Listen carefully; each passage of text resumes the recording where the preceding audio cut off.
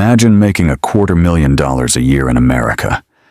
On paper, you are an absolute economic elite, sitting safely within the top 10% of the richest country on earth. You drive a zero-emission luxury vehicle, your kids attend pristine private academies, and you sleep inside a multi-million-dollar suburban home with manicured lawns and towering glass windows. To your neighbors, you are the living blueprint of the American dream. But behind closed doors, your life is an absolute psychological nightmare. Every single month, you wake up in a cold sweat. Your liquid bank balance is practically bleeding out.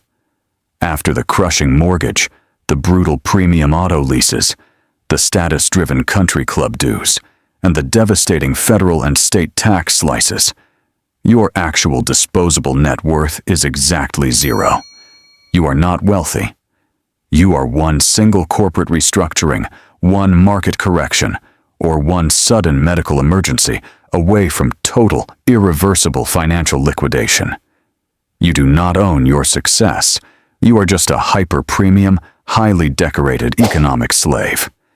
In elite wealth management, they have a savage, cold acronym for this specific group of desperate professionals. They call them the Henrys, high earners, not rich yet. The structural failure of the Henry class is a fundamental psychological blindness to the difference between income and wealth. Modern consumer capitalism has conditioned your brain to look at a high paycheck as a proxy for financial immunity. But income is not wealth. Income is simply the temporary velocity of money moving through your hands. It is a highly volatile stream of capital that requires your physical tissue, your sweat, and your limited mental lifespan to maintain the moment you stop running. The money stops flowing. Wealth, however, is entirely invisible. Wealth is the silent collection of mathematical machinery that manufactures capital completely independent of your physical presence. Wealth is concentrated corporate equity, institutional real estate tranches, and sovereign debt portfolios that harvest compound interest while you sleep. The Henry trap triggers because high earners immediately use their high income to simulate the appearance of wealth instead of purchasing actual wealth. The millisecond a young corporate attorney or tech engineer hits a six-figure milestone, the predatory corporate marketing machine targets their insecurity with surgical precision.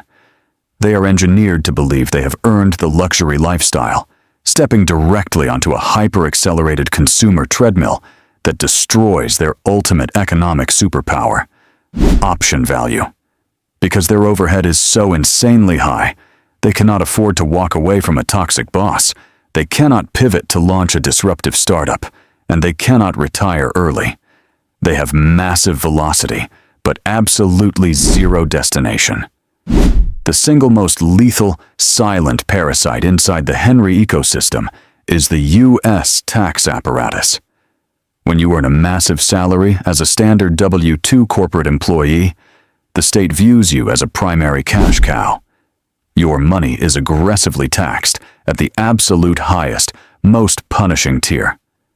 By the time federal tax brackets, state obligations, and local municipal cuts take their piece, a $250,000 salary is instantly cannibalized by 40 to 45% before it ever hits a checking account.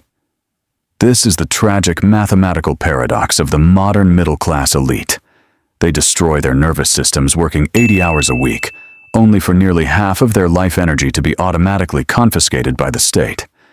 Meanwhile, the actual ruling asset class, the top 0.1%, operates under a completely different code.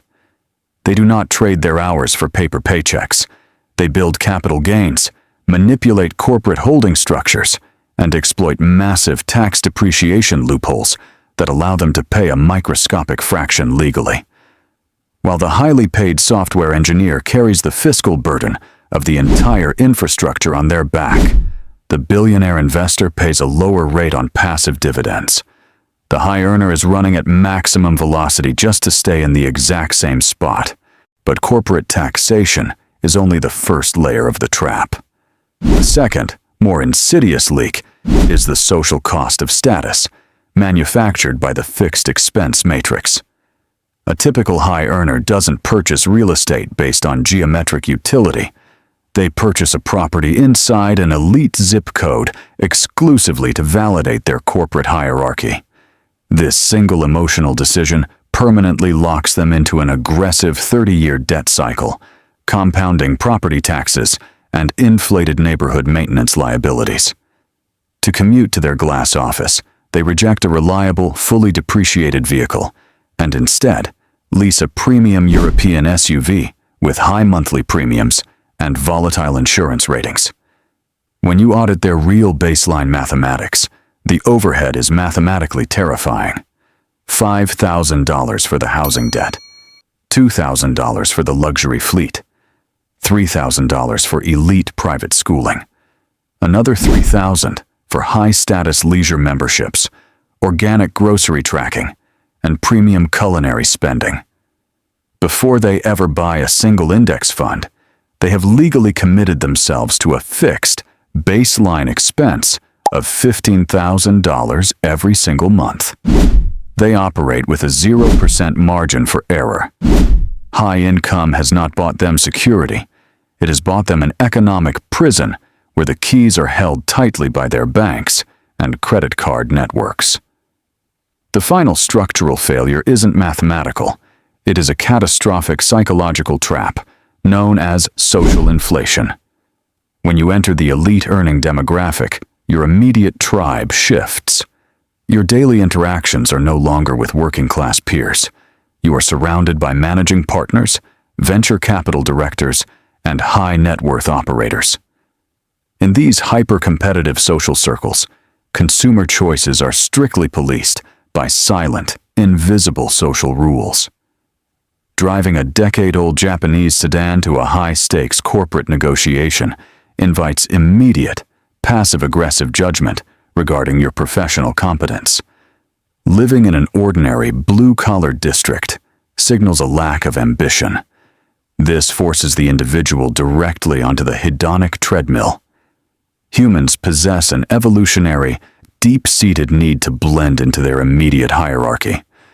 For a Henry, fitting in means adopting the hyper-expensive consumption habits of individuals who are either independently wealthy or equally drowning in leverage.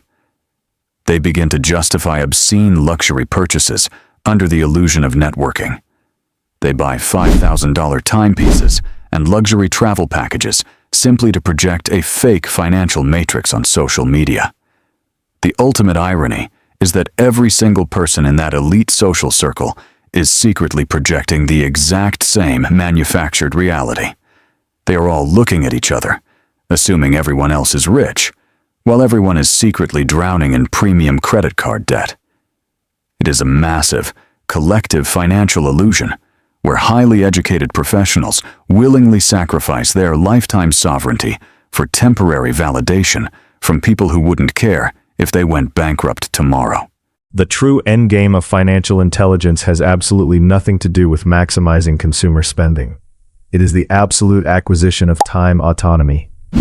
The only way a high earner can shatter the golden handcuffs is to aggressively and violently decouple their human identity from their material spending habits.